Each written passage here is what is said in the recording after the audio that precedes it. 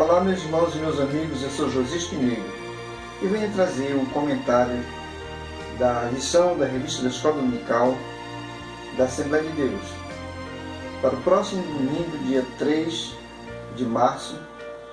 A lição é de número 9, que tem como assunto Conhecendo a Armadura de Deus, que é uma sequência da lição do domingo do dia 24 de fevereiro, cujo assunto é: a nossa luta não é contra a carne e nem contra o sangue.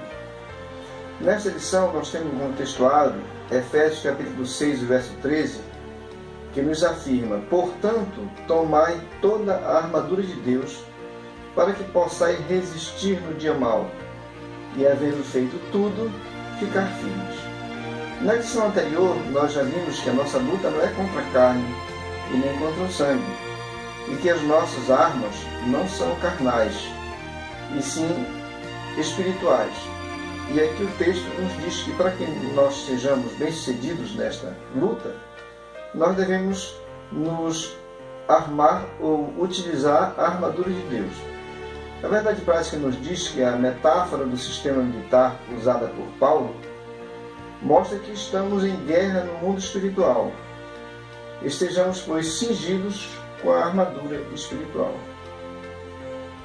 A leitura bíblica em classe encontra-se em Efésios, capítulo 6, do verso 13 ao 20.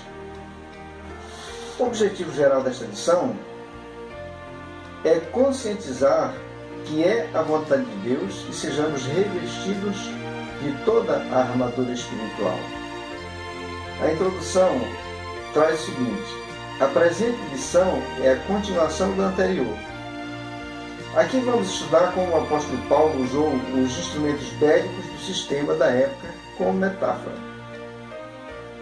Ele estava escrevendo à igreja da cidade de Éfeso, que era um centro de adoração da deusa Diana dos Efésios. E ali ele sofreu algumas adversidades. Os comerciantes daquela cidade que vendiam as estatuetas, os nichos dessa divindade, fizeram um movimento contra o Evangelho, contra Paulo.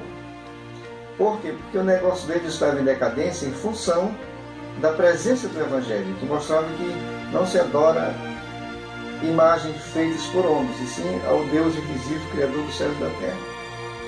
Paulo passou cerca de 3 anos em Éfeso, e ele ministrou lá numa escola chamada Escola de Tirano, e há documentos religiosos que informam que ele começava a ministração às 8 horas da manhã e terminava às 16 horas da tarde, diariamente.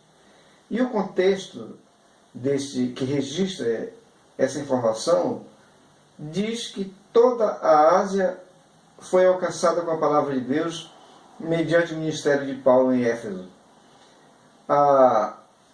O prejuízo que o mercado de ídolos, de fabricação e venda de imagens de escultura desta divindade sofreu um grande baque, por isso eles perseguiram Paulo. De lá Paulo retornou para Jerusalém e ali foi preso. Passou 2 anos preso em Cesareia, fez uma viagem perigosa para a Itália, para Roma, pois ele pediu que queria ser julgado por César. Na verdade, aquela foi uma estratégia de Deus para levar Paulo a Roma, para que ele testificasse do Evangelho a César. E ele passou também 2 anos preso, e tinha um guarda que o vigiava dia e noite. Então ele tinha esse contato com o soldado romano. Como também o Império Romano era presente na época, então era comum a presença dos soldados romanos. Era comum se ouvir sobre as campanhas que os exércitos faziam e também ouvir as notícias das suas vitórias. Há quem informe que um soldado romano ele conseguia dominar, derrotar 10 outros soldados inimigos.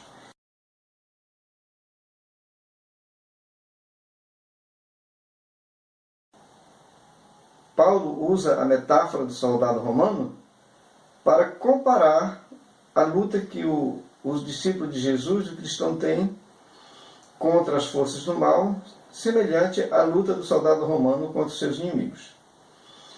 O tema sobre a guerra não aparece no Novo Testamento. Na presente edição, o enfoque é metafórico, representando a nossa luta espiritual contra os inimigos da nossa salvação, conforme 2 Coríntios 10:3, que nos diz: porque, embora andando na carne, não militamos segundo a carne, quer dizer, com instrumentos físicos, materiais. E 1 Timóteo 1,18, Paulo diz o seguinte a Timóteo: este é o dever de que te encarrego, ó filho Timóteo, segundo as profecias de que antecipadamente foste objeto.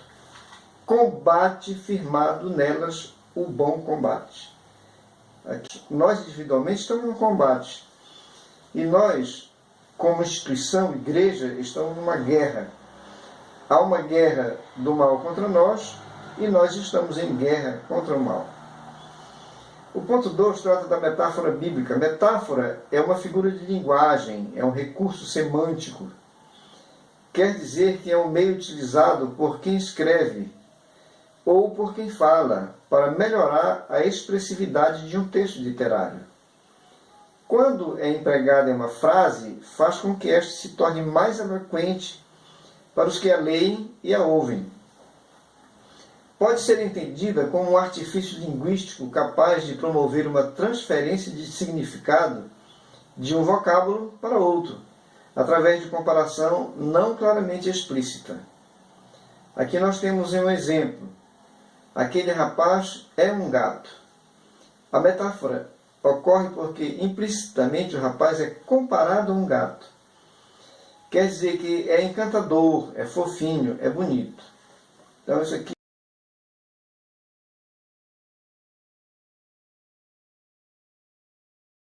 Mas a metáfora aqui se aplica na defesa e no combate espiritual, na pregação e no ensino da palavra. O primeiro ponto que nós queremos aqui observar sobre a armadura de Deus, que a armadura do soldado romano, que era contemporânea de Paulo, é exemplificada por Paulo como as mesmas armaduras que nós devemos usar no sentido da nossa luta espiritual. Ele começa dizendo: tendo cingido os vossos lombos com a verdade. Esse cingimento era feito com cinto. Outra versão diz que ele deveria usar o cinto da verdade. Isso significa usar a verdade como cinturão. Isso fala de integridade. Nós precisamos ser íntegros. Nós precisamos ser transparentes. O nosso sim deve ser sim. O nosso não deve ser não. Isso funciona como um cinto. Nós precisamos estar amarrados com esta verdade. O cinto da verdade. Nós precisamos ser verdadeiros. Mas para isso nós precisamos conhecer a verdade. As Escrituras nos dizem que Jesus é a verdade. Ele diz: eu sou a verdade. Ele também, orando ao Pai, diz: a tua palavra é a verdade. Santifica-os na verdade. A tua palavra é a verdade. Nós precisamos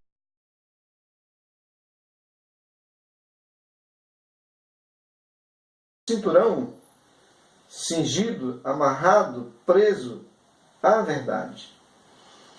Como dizem, a mentira tem perna curta, por isso é importante falar sempre a verdade, que assim o inimigo não encontra brecha para nos acusar e nem nos atingir.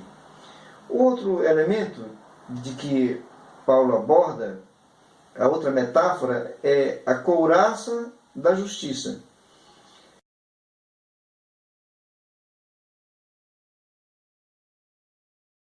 Aqui tem dois aspectos. Primeiro, a justiça de Cristo, que a couraça é uma arma de defesa. E Jesus já pagou o preço da nossa culpa. A palavra de Deus diz que nós fomos justificados pela fé em nosso Senhor Jesus Cristo. E agora nós temos comunhão com Deus. Então, a justiça de Cristo deve sempre prevalecer na nossa vida. Mas nós também devemos praticar a justiça. Porque só mencionar a dele, nos apoiar na dele e ser injustos, isso é uma hipocrisia.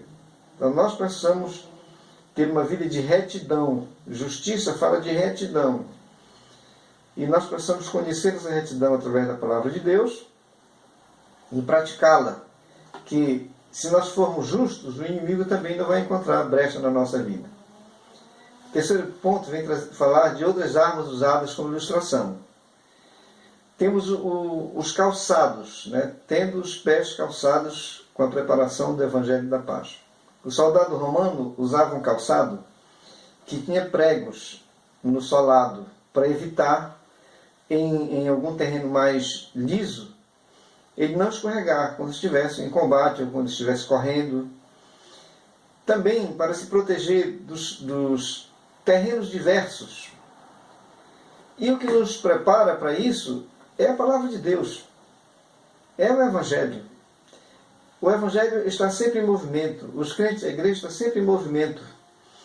Indo para lá, indo para cá, indo à praça, indo à igreja, indo à rua, levando o Evangelho da paz. Não é levando confusão, é levando o Evangelho da paz. A paz de Deus para trazer o homem de volta a Deus. É essa a paz fundamental.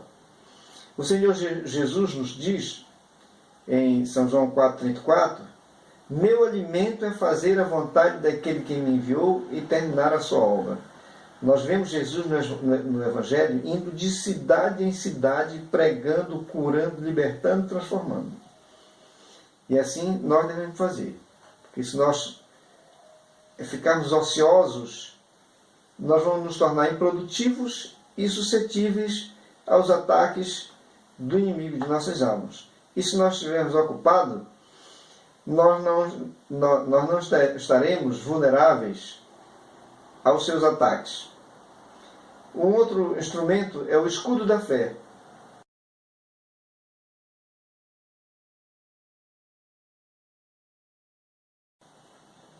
O escudo é símbolo de proteção nas Escrituras.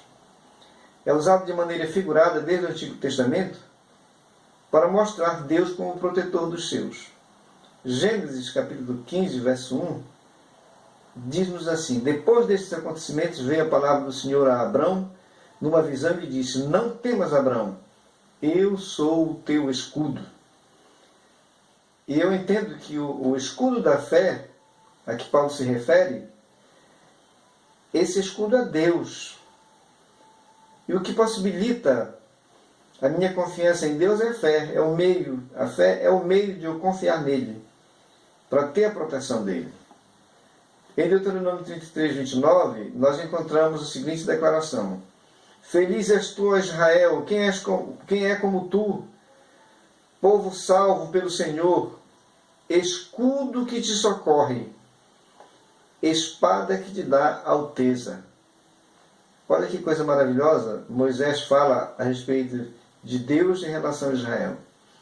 Segundo Samuel 22, 3, nós vemos mais uma apresentação de que Deus é o nosso escudo. Diz assim o texto: o meu Deus, o meu rochedo, em quem me refugio, o meu escudo, a força da minha salvação, o meu baluarte e o meu refúgio. Ó Deus, da violência tu me salvas. Vemos aqui Deus sendo comparado, sendo tratado como o escudo do homem de Deus. É comparado à salvação e à verdade de Deus, conforme 2 Samuel 22, 31. O caminho de Deus é perfeito, a palavra do Senhor é provada, ele é escudo para todos os que nele se refugiam. No Salmo 18, verso 30, essa expressão de Davi é repetida lá. Então, eu entendo que o escudo da fé, o nosso escudo da fé é Deus. Entre nós e o inimigo de nossas almas, e o maligno e o mundo, está o Todo-Poderoso. No Salmo 3, verso 3, o salmista diz assim: porém, tu, Senhor, és o meu escudo. No Salmo 5, verso 12, nos diz: pois tu, Senhor, abençoes o justo, e como escudo o cercas da tua benevolência. Que coisa maravilhosa! Salmo 7, verso 10, continua confirmando Deus como o escudo dos seus servos. Deus é o meu escudo, ele salva os retos de coração. Salmo 18, verso 2, ainda temos: o Senhor é a minha rocha, a minha cidadela, o meu libertador, o meu Deus, o meu rochedo em quem me refugio, o meu escudo, a força da minha salvação, o meu baluarte. O apóstolo Paulo usa a figura do escudo como proteção para apagar todos os dardos inflamados do maligno. Só Deus tem esse poder de neutralizar as ações do maligno. Nós somos muito pequenos para ver o que está no invisível, mas Deus que vê, Ele age em nossa defesa. Acontecem muitas coisas que nós não tomamos conhecimento, mas Deus toma e nos guarda e nos livra. É por isso que ele diz que com o escudo da fé podemos apagar todos os dardos do maligno. E aqui o comentarista apresenta alguns dardos, como a calúnia, a malícia, a concupiscência, a ira, a inveja, muito embora concupiscência, malícia, concupiscência, ira, inveja, sejam da natureza carnal, mas quando o inimigo descobre essa fraqueza no homem, ele justamente foca o ataque nesses pontos fracos. E toda sorte de desobediência. Esse escudo nos protege das setas malignas. Temos aqui um outro instrumento de proteção, que é o capacete da salvação e a espada do Espírito.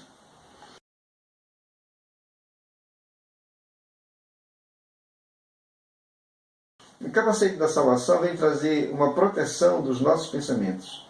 Mas para isso é importante que nós estejamos com a nossa mente ocupada com a palavra de Deus. No Antigo Testamento, a salvação é o capacete que Deus usa na batalha.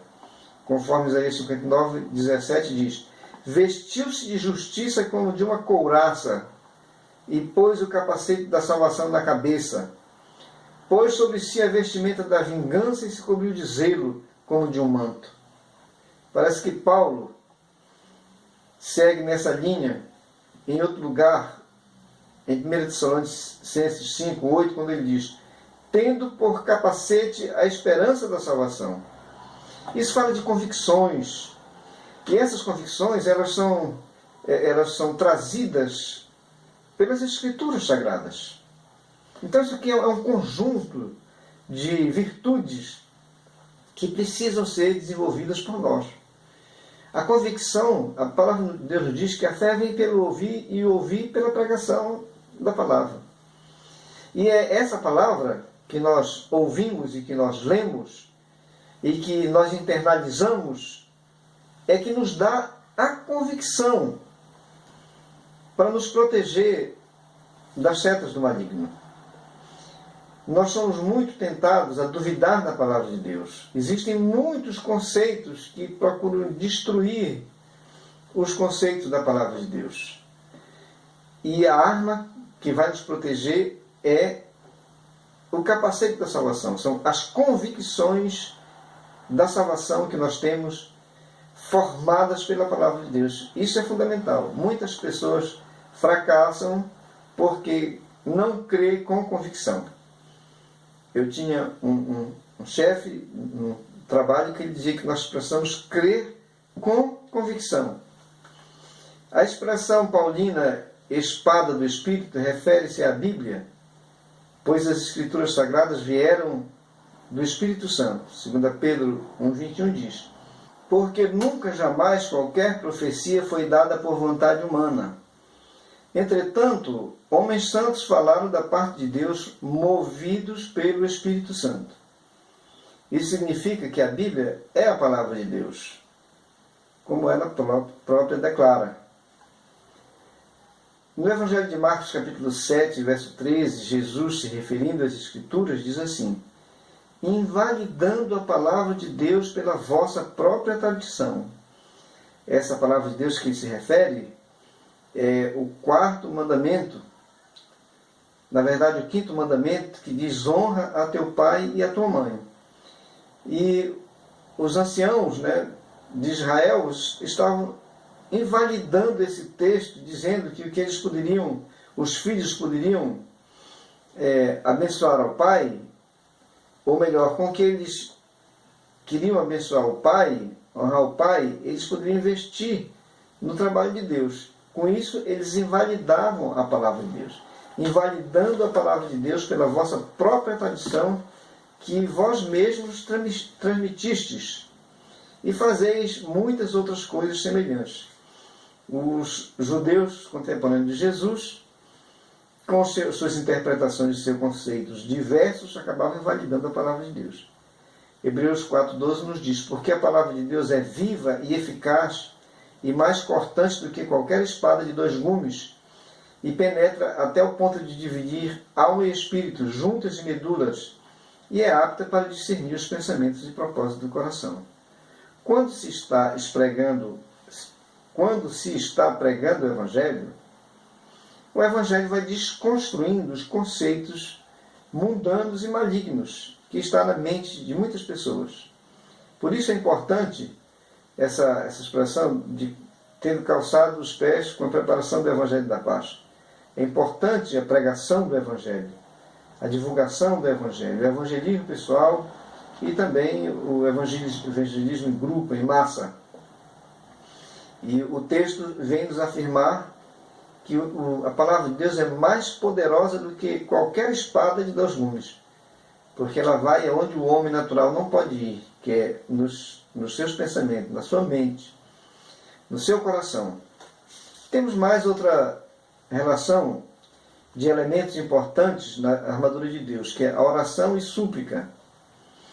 Jesus já dizia que nós devemos orar sem cessar, sem esmorecer, pedir, buscai, batei.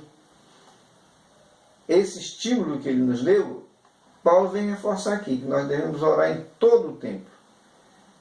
E não só orar, mas suplicar, insistir, persistir, para que Deus possa agir, destruindo as fortalezas, lançando por terra os obstáculos. Temos outras virtudes que o escritor, o comentarista, chama de virtudes gêmeas, que é a vigilância e a perseverança. O soldado romano, ou qualquer outra figura na área da segurança, não pode cochilar durante o seu período de plantão. Ele não pode dormir, eles têm que estar acordado, atento, vigilante. E isso não só num dia de serviço, mas todos os seus dias de serviço, ele precisa estar atento, estar vigilante e firme. E é isso que ele diz, que nós devemos vigiar e perseverar. Mateus 26:41, o Senhor Jesus diz: vigiai e orai para que não entreis em tentação. O espírito, na verdade, está pronto, mas a carne é fraca. Filipenses 4:6, Paulo diz: não andeis ansiosos de coisa alguma. Em tudo, porém, sejam conhecidas diante de Deus as vossas petições, pela oração e pela súplica com ações de graça. 1 Tessalonicenses capítulo 5, verso 17, o escritor ainda diz: orai sem cessar.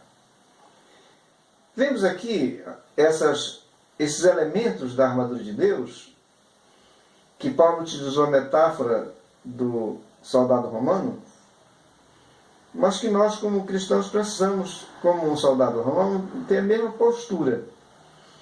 Ser firme, ter a armadura de Deus, que é uma armadura espiritual, para nós resistirmos no dia mau, no dia do combate, e depois permanecer firmes.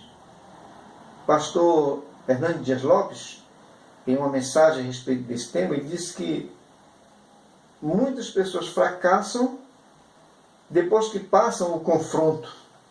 Ele até deu um exemplo de que em um país onde havia muita perseguição contra os cristãos, ou contra as pessoas que estavam sendo perseguidas, enquanto eles estavam lutando para sobreviver, eles tinham uma resistência impressionante.